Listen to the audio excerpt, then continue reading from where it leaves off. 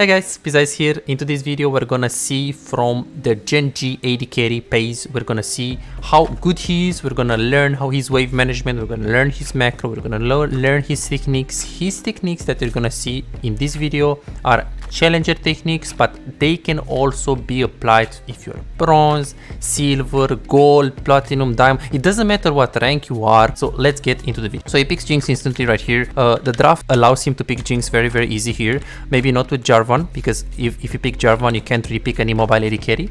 Just because if you pick Sivir or if you pick Jinx, obviously you're gonna get caged. Of course, if you play in like silver or bronze or gold, you shouldn't ever concern yourself with the draft. But in challenger or above diamond, if you play above diamond, you should concern yourself with the draft. He picks Braum. Like he picked Jinx very blind pick because he saw Aphelios. So no matter what, even if they pick like Thresh or Nautilus, they can't kill Jinx that easy with an Aphelios, because Aphelios is pretty weak in the early game.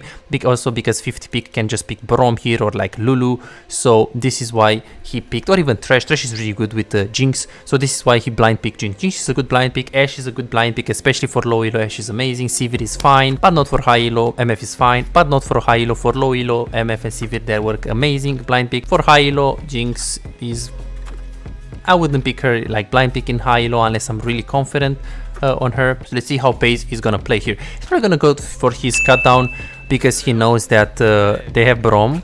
So even if you go coup de grace, you're not gonna win the lane because there is Braum and he's gonna put the door. So if he's gonna put the door, you know you're not gonna win the lane. Why shouldn't you go cut down? It's pretty easy, right? Even if you have a Thresh. So I think he should always go cut down right here. So let's go to the game. So he plays Jinx. He plays Jinx right here. Jinx, Thresh, and Braum, Aphelios. He is gonna go cleanse because obviously if Braum is gonna flash on him, he's gonna get trapped. Very easy. I think that he could have gone Ghost if he really wanted, because Ghost is absolutely amazing as a summoner spell for late game, especially in a situation when you know you're gonna go Khal, so you're gonna commit for a very safe playstyle and you're gonna just farm to chill.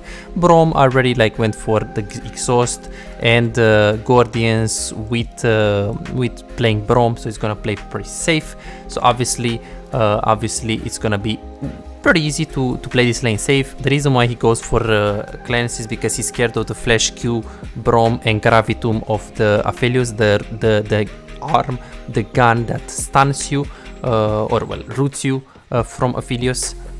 So this is why he went for that. Aphelios obviously goes for the Ghost here. Let's see how they're gonna play. Obviously this lane, we're gonna see where Kindred starts, but I think Kindred should start top lane because he has Xante into Gnar. You don't want to path towards that lane. You want to play towards the Thresh lane with Jinx because Jinx is a carry and Thresh can set up the gang. And the alternative is ganking a top tank, which 0-10 or 10 like or 10-0 Xante is not really gonna carry 1v9. He can carry, but I would put my money, I would put my wallet more on the Jinx. They go in the lane. The first thing that they're probably gonna do is like try to push the wave here. Very good. He tries to Q the Aphelios, and as he's queuing, he tries to walk up very close to the Thresh. This is something that very rarely I see in Diamond or Master tier when I play on my account. Like you also want to position yourself close to the Thresh. Do you guys see what he does? So he's moving from here. He's instantly just moving to this angle, just because you can stay closer to the Thresh, so he can be able to auto attack the Braum, which is a very good thing. Obviously remember that he also stayed behind of the Braum, so in case his Q is gonna go, he's behind of the Thresh, so Braum Q can't really hit him. It's a beautiful performance, and I really like this. He wants to go in and walk up. He wants to zone. Peyz is very aggressive, and I really love it. Now they're gonna go for this process of just zoning. So they're building a slow push. This is a slow push. Like Peyz just stopped slow pushing. Another bad player would just try to push right here. No reason to push. You want to crush not 2 waves right here. You want to crush 3 waves to the tower. So like this is pretty easy. The reason why you want to do that is because with a bigger wave you can get a better recall, because they will have to clear it, spending more time there. So that's pretty good. Let's see what they're gonna do. Beautiful hook. Okay, I think the E of Peyz was very bad here in my opinion. Like if you know that Thresh is gonna look to go for the hook here, if you know Thresh is gonna go for the hook pulls 2 times, so I would put the E here because you also have I would put the Chumpers here because he also has the Flay. The reason why Peyz did this and he cooked like this, like he eat like this, is because he thought Aphelios is smart enough to take cleanse against a Thresh Jinx lane. Because if he takes cleanse and he cleanses instantly the hook, obviously it doesn't pull 2 times anymore. You cleanse the hook and you just need to put the Chumpers behind the target. I don't know Korean, so I don't know if he was thinking about that, but probably he was thinking about that because he's a challenger player. So obviously this is a kill for him. He just gets a kill. Super duper easy. He's gonna push, make sure he crushes, and he's gonna push one more wave right here because he has a huge amount of time. And this is insane. Thresh hits the hook, he wants to recall. His Aphelios is gonna walk up and try to stop the recall. Not really. He's gonna recall for double longsword and pink ward. The reason why he wants to play for pink ward is because he knows both of the jungles want to play bot side, due to the nature of the matchup. Gnark Sante is just a tempo lane, it's just a wave management lane, not really a fighting lane.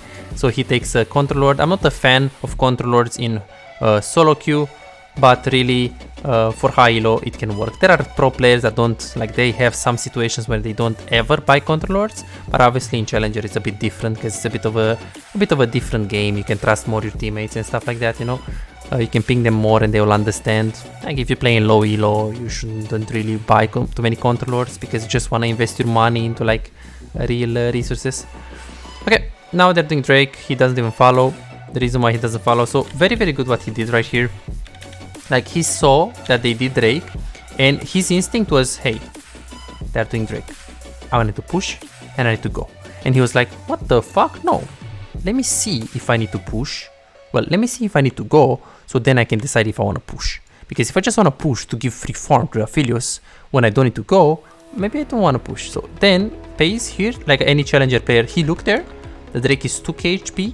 He saw Katarina with Prio. He saw moving. He knows Kindred has a lot of damage. He understands that 2k HP is a very little amount of HP. And he's like, hey, I don't need to go, so I didn't need to push, which is better. If the Drake was 4k HP and it was a fucking Zac, which has 0 damage and mid had no Prio, he will push. He will push move. In this case, he didn't need priority. He just hovered, but his intention is not to go, as you guys can see. They just hovered for the lantern, for the W, but that's all. Thresh has a lot of attempts to go for the hook here.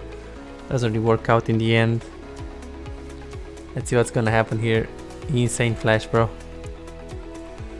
Insane flash.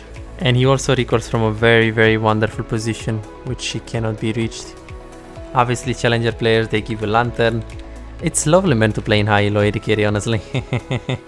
But I always tell people that I coach, hey bro, if you wanna have a, because they always tell me, oh bro, but I wanna have a challenger support because you know he's hitting the hooks, and when I play in Bros 3, I don't have the same support. I'm like, okay, but are you a challenger AD carry that knows what he's doing and plays with his brain on, and he knows how to keep his mouse in his hand, and you don't miss every 2 minions that you hit? Okay, but my Thresh doesn't hit the hook, and bro, but you're not farming good, you're stuck in bronze. I mean, you have to deserve to have a challenger support. Okay, but if I had a better support, then definitely I will win. You'll not win if you have a better support, man. You'll win if you're better. If you get better on AD carry, your support is gonna be trash every time. When it's gonna be good, it's just gonna be hit or miss. That's how life goes. You just have to be consistent. Okay, this is gonna be interesting. He cleanses the slow there. Oh, I don't know why he cleansed the slow, bro. I don't think he should have cleansed the slow here. He should, like before. I guess he thought that they are gonna dive on this Q. They're gonna dive on this Q. So he thought that also he should have just taken the lantern instantly. But he didn't think that they're gonna ward it. He should have checked that they have a ward or they have like pink wards and then do it. Okay, LeBlanc is that here? Oh no, Katarina kill. That's not good. That's not good.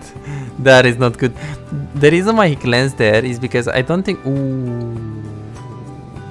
And look at his face, man. Do you guys see this?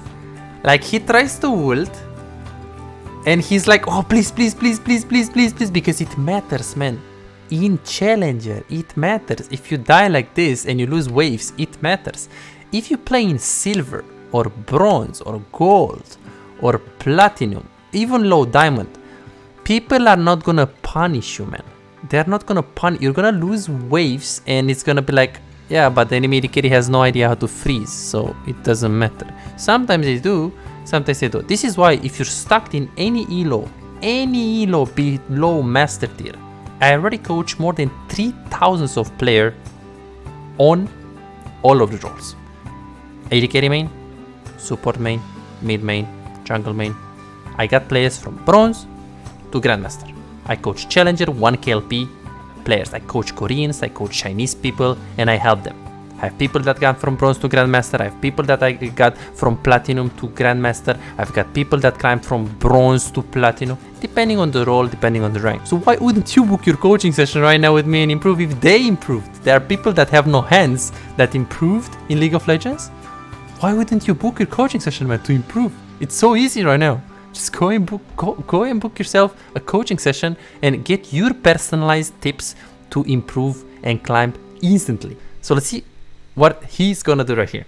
Okay, so interesting that he actually goes for this extra long sword right here. I really like this because he wants to play for lane with Thresh. He's gonna delay his power spike of Kraken Slayer, which I don't recommend if you're low elo to do.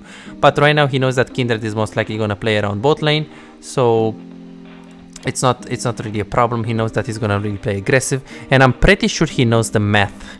As in, when pro players do these kind of things, they know that they can one-shot the wave with 3 auto attacks, or they know that they can do something specific, like maybe one-shot the cannon with some specific auto attacks, or they have some specific, they know something specifically, and something that you probably don't know. I don't recommend this longsword to get, because it delays your power spike ideally. Okay, let's see what's gonna happen right here. He's gonna push, and he has enough money to actually recall. Is he gonna recall, or is he gonna stay right here? He's gonna look to push, wait. Then he's gonna Q. I really like his movement, man. I really like his movement. Like look at this movement. Like he's moving away of the tower range. He's moving away of the tower range right here. He's dropping the E and he's playing on this angle. So in case he gets aggro, he can actually just drop the aggro. He's staying right here on the angle, so in case Kha'Zix is gonna come from this side, he's right here close to the wall. This is omega good. He looks to W to actually slow Sikai's on the left in case they're gonna flash here. So this is really good. And now when he gets double kill, he's getting excited. GG. Now he's gonna push. He's gonna go on the right angle again because he knows LeBlanc is on the left hand side. And GG. This is a very easy game. He looks to ulti for the wave clear probably. And now, oh my god, now it'd be so mad. Let's finish this. The reason why he ulted here is for one thing. So now he ulted because he knows that the last plate of the tower is the tankiest one, and if he actually delays them by killing the minions and by chunking them, there is a high chance that they either take the tower and then Xante is gonna TP behind them and is gonna do something, or Kindred can just go all the way to top lane. Katarina is gonna recalling into petting to top lane. Xante is gonna also respawn very soon, and when you die you also have extra movement speed, so the ulti is gonna decrease the tempo of the Kha'Zix and Gnar. They're gonna take the tower faster. Slower, and then they're gonna be able to do something here. Plus, he gets a little bit more gold. He's not gonna really use his ultimate in the next 70 seconds. So, I mean, this is like a normal play. He didn't even cleanse the ignite. Yes, you can cleanse the ignite. You can cleanse the ignite. You can cleanse the exhaust. You can cleanse. Okay, you can cleanse a lot of things. Say he goes mid right now. Obviously, the reason why he goes mid right now is because his bot wave is really pushed in right here, as you guys can see. So he just goes mid. He also has 2 items. The reason why he went PD is because they have Gnar and they have I think 2, if I'm not mistaken, plated boots. When they have lots of plate boots or lots of armor, it's okay to go for PD on Jinx. Infinity is not a bad item, 100%, but PD is also pretty good, so don't worry about taking that. So honestly, if you're AD carry and you know that MSI patch is like the patch of AD carries is gonna come, you really should book coaching with me if you want to get 10 times better and if you want to climb. It's gonna happen very fast, and you'll be amazed on how much you learn and how personalized for you, uniquely for you, the coaching is gonna be. So this is insane, just insane. This is Challenger, bro. Challenger, absolutely phenomenal performance. Phenomenal performance. They're just a fifth. Just as a fifth. That's very insane. For those of you who are struggling winning and climbing in solo queue but are serious about getting better, I also do coaching for players that want to improve and get their gameplay to the next level. Coaching can't make you better if you just play normals and ARMs and don't like playing ranked, or you don't care about improving, you just play for fun, or let's say you just play the game for like 3 hours, maybe 4 hours per week, and that's about it. Coaching doesn't help you. Coaching can help you if you feel hard stuck, if you struggle carrying games, if you want to stop wasting time auto-piloting and not learning anything, if you run into a circle for a long time, if you want to find out the mistakes that hold you back, or simply maybe you have problems with the wave management, maybe you feel lost throughout the mid game, maybe you struggle with the decision making, macro, and you just want to learn how to do it properly from a professional coach. Or let's say you have difficulties checking the enemy jungle and you die a lot to ganks. Or simply maybe you just want to learn how to carry 1 versus 9 so you can actually climb and stop really wasting time. So what are you waiting for? Go ahead and book your own coaching now and start improving instantly. I'll see you in the session.